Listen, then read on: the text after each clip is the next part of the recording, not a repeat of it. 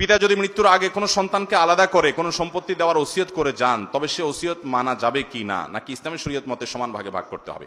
কোন পিতা যদি জীবদ্দশা ওসিয়ত করে যান যে আমার অমুক ছেলেটাকে তোমরা ওই জমিটা দিয়ে দিবা, বাকিগুলা ভাগ করবা, অমুক মেয়েকে দিবা, বাকিগুলা ভাগ করবা, এরকম যদি ওসিয়ত করে যায়, তাহলে সে ওসিয়ত গ্রহণযোগ্য হবে না। কারণ নবী আলাইহিস সালাম বলেছেন, লা ওয়াসিয়াতা লিওয়ারিস, কোন ওয়ারিসের জন্য কোন ওসিয়ত করা যাবে যার জন্য নির্দিষ্ট হিস্সা কোরআনে ঠিক করে দেওয়া আছে। ছেলে মেয়ে বাবা মায়ের সম্পদে নির্দিষ্ট হিস্সা পাবে কি পাবে না, অতএব তাদের জন্য আর বাবা মা কি করতে পারবে না, ওসিয়ত করে যেতে পারবে। তাহলে ওসিয়ত কার জন্য করতে পারবে? ওসিয়ত করতে পারবে এমন ব্যক্তির জন্য যে ব্যক্তি তার ওয়ারিস না।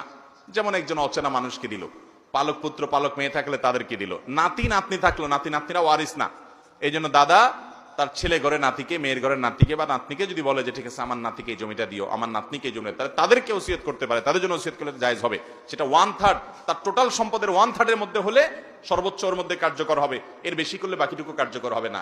কিন্তু যদি ছেলে মেয়ের জন্য ওসিয়ত করে যায় বাপ মা, তাহলে সে ওসিয়ত কার্যকর হবে না। অনেক সময় আমরা জায়েজ না জায়েজ দেখি না, আল্লাহ তাআলার আদেশ দেখি না, বাস ওসিয়ত করছে চোখ বন্ধ করে, সে নিজের অধিকার মনে করি, এটা ভুল।